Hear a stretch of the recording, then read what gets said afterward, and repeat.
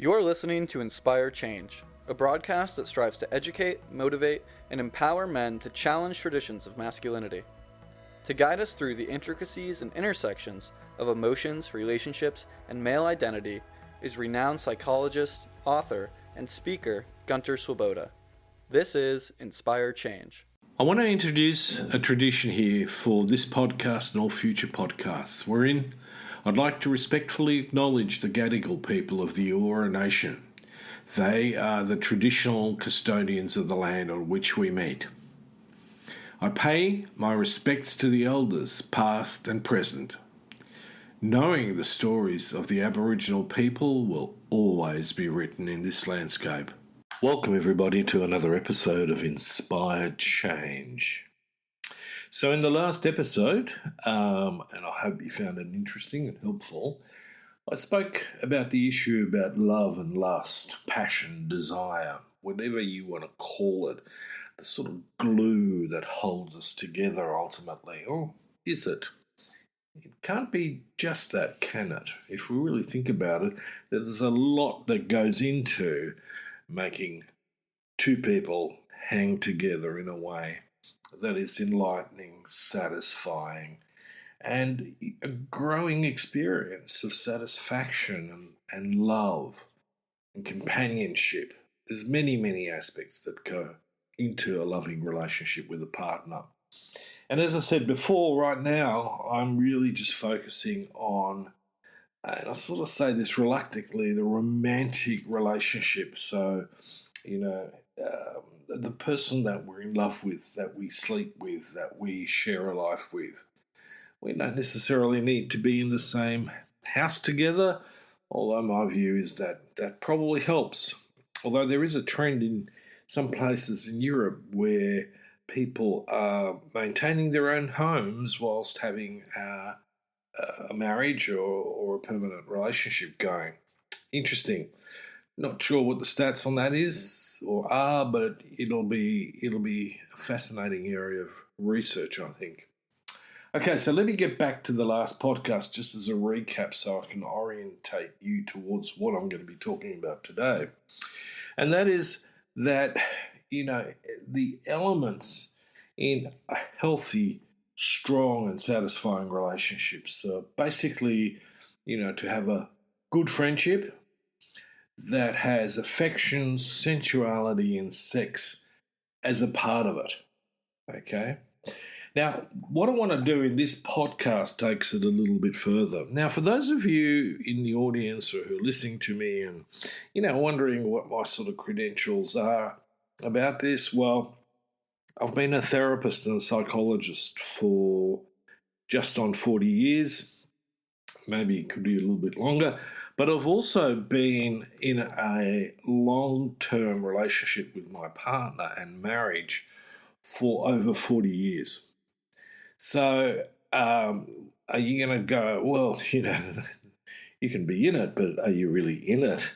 And I can say with all honesty that I believe that my relationship with my partner is now stronger than it's ever been in many respects. We did go through having to, work out some wrinkles. I had to learn to be in a relationship, that shares and where I'm not the only sort of centre of attention or where my opinion isn't the only one that matters, really. Not that I was terrible at it, but I was an only child and that has a legacy with it that, I spent some time in therapy working out. So, yes, I believe I have the credentials. Not only that, but as a therapist, I've worked with couples for over 30 years. And I was trained in family therapy. And so I have a framework and the experience both personally, from a lived experience point of view, but also from the perspective of actually understanding what makes relationships hot and work. From my understanding of the academic side, but also the clinical side, and then also looking at it from, okay, what's the stuff that makes healthy couples work?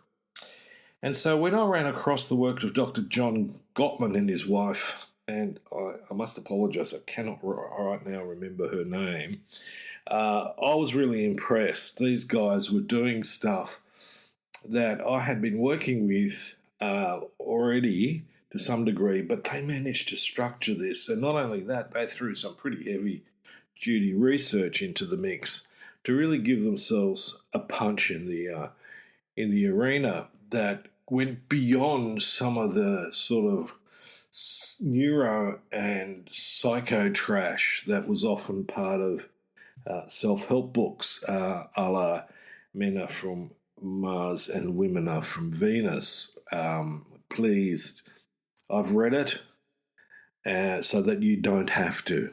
Don't go back there. It's a rubbish. It's not really sound at all. Anyway, let's move away from that. So one of the things that I really want to focus on in today's podcast is if I gave you a simple framework for improving your relationship, right?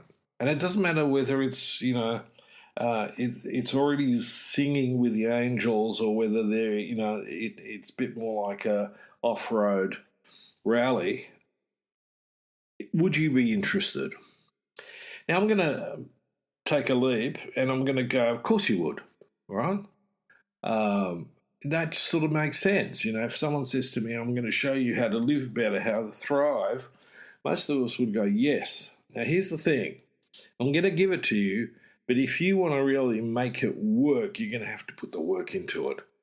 And guess what? Now, some of you are going to be sitting back and panicking a little bit because you're going to go, oh, God, it's going to take some time.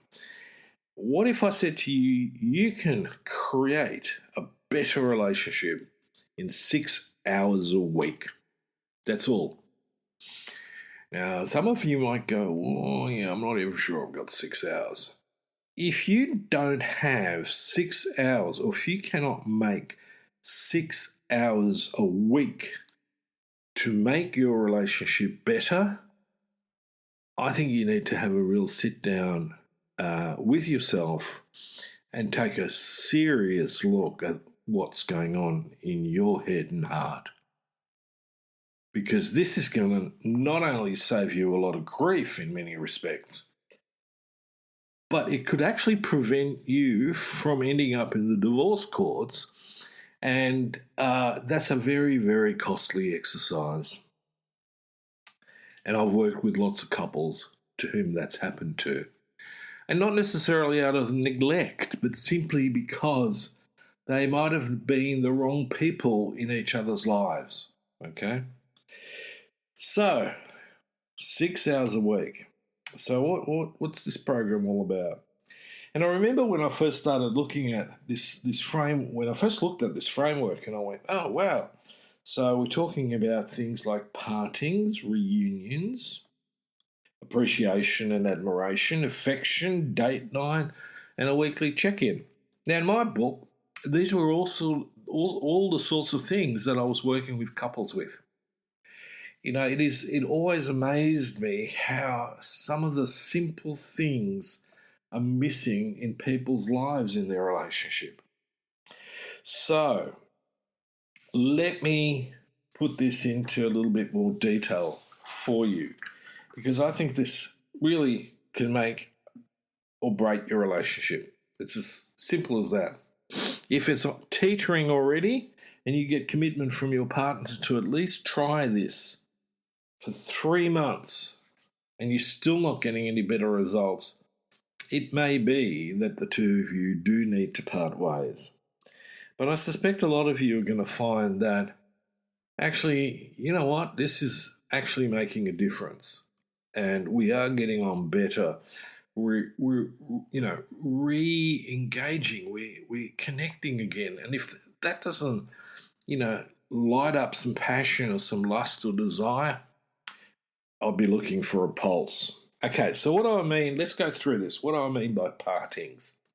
So one of the things my wife and I always had going, and we teach our children, or have taught our children that, who are teaching their children, is that when you leave the house, you turn to the person who's in the house, and in this case I'm going to talk about partners, and you let that partner know that you're leaving, and that you're going to check in with what they've got going for the morning or the afternoon or whatever it is, and let them know that you appreciate what they're doing, and or that you wish them a good time.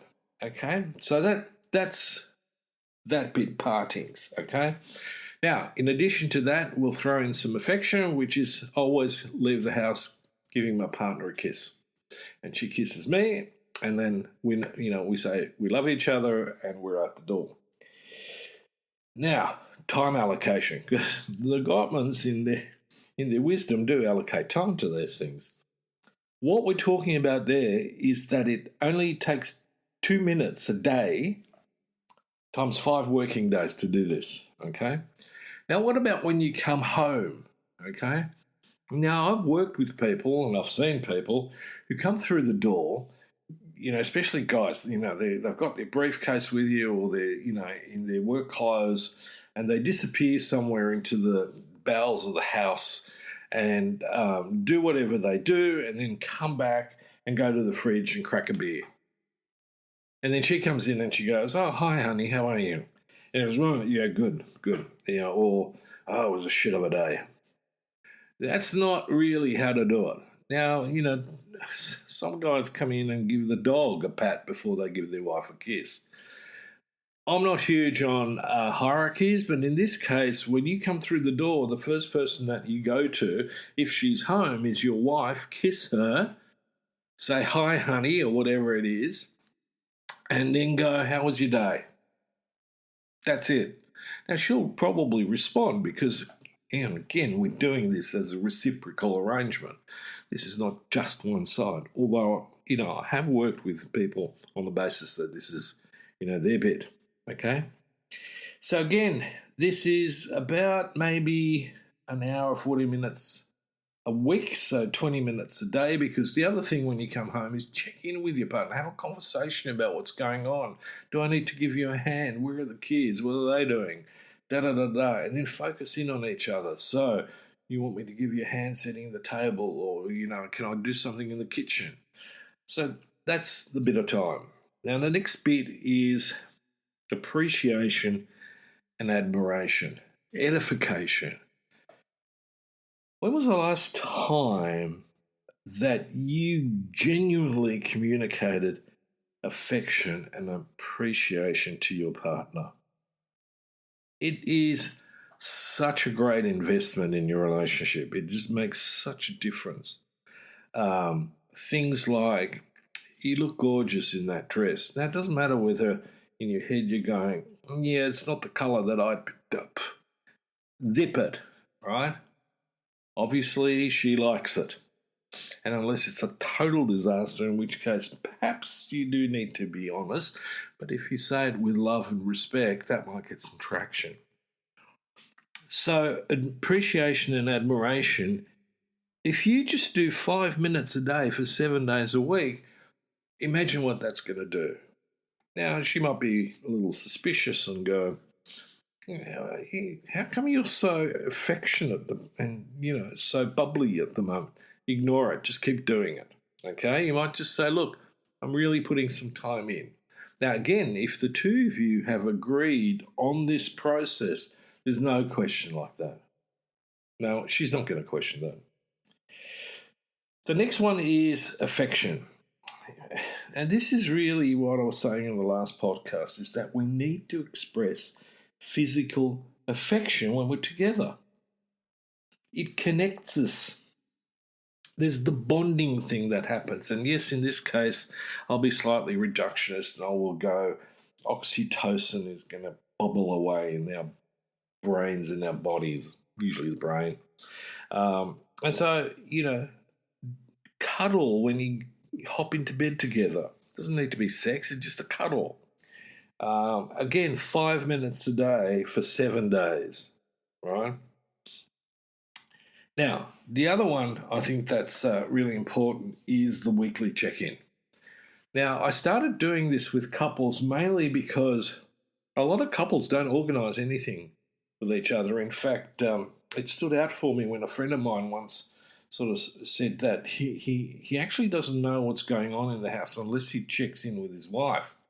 Uh, and that's very rare. So it can happen that he forgets something like, being at the school for the school concert or getting, to the school to see, his kid getting a certificate of appreciation or performance. So he was in a boat where he'd missed a lot of this. And, I said to him, mate, don't you guys sit down together and sort of have a look at how the week was, how it's going to be in the coming week, and who needs to do what, where, when, and how? The simple things that a team does at work. And he goes, no. And I thought, well, do you think that might help? And of course, he agreed. And they did give it a good shot, and they started doing it. And guess what? It helped. So, time allocation for that, do an hour a week. You pick. Sit down, check in with each other. You can start by talking about what's gone down well in your relationship since the last meeting. Give each other some appreciations and some admirations. And then, I'm a bit practically oriented, so I'll throw in, the stuff about what needs to be done, how it's going to be done, who's going to be doing it. And, but also, checking in with each other about how each other feels about what's going down in the relationship at the moment. And you can finish it off with a really simple question, and that is, what can I do to make you feel loved this coming week? Now, my thing was, I was really astonished how few people actually ask that question. What can I do for you right here and now to make you feel more loved? It is a simple question, but one that is immensely loaded, and if we share that with each other, can make such a difference. So this can be the most important framework that you can put into practice in your relationship. I would suspect there's not a lot of other things that are going to have the sort of return on investment for those 6 hours a week. Make sense? Don't dwell on it. Just, don't overthink it. Just play with it. Do it. That's the most important thing. And if you say, oh, well, we're in a really bad space at this point in time, fine. Accept that, acknowledge it, validate it, but take some positive, constructive action. And this is what I'm suggesting and offering you with essentially the 6 hours a week to a better relationship. The Gottmans have done a tremendous job in many, many different areas. But I think this one's a real gem. And, when I look at it, I can honestly say that without having had this program, we did these things. And then the program came along and I went, as a therapist, this is great. I can share this with my clients. I can sometimes share it with a friend. Sometimes I need to get guys just get, a bit of a kick and go, listen, it's not rocket science. Do this and you'll be better for it. All right. Thank you for listening. I appreciate, your attention to what I'm saying, and I sincerely hope that it makes a significant difference in your life and that you can move from simply surviving in this sometimes crazy, world to thriving. We can thrive even when the world and the universe is fundamentally chaotic. I can have an inner peace, even in the chaos of the world. And if I am peaceful with myself, then I bring that to my relationships. And so that is a gift in itself. So until next time, this is me signing off. Thank you for listening to Inspire Change, a broadcast that strives to educate, motivate, and empower men to challenge traditions of masculinity. For more information on the Making Good Men Great movement, or for individual or group coaching sessions with Gunter, visit makinggoodmengreat.com. For inquiries regarding broadcast topics or appearing on the show, email Miranda@noirtainment.com. That's Miranda at NOIRTAINMENT.com.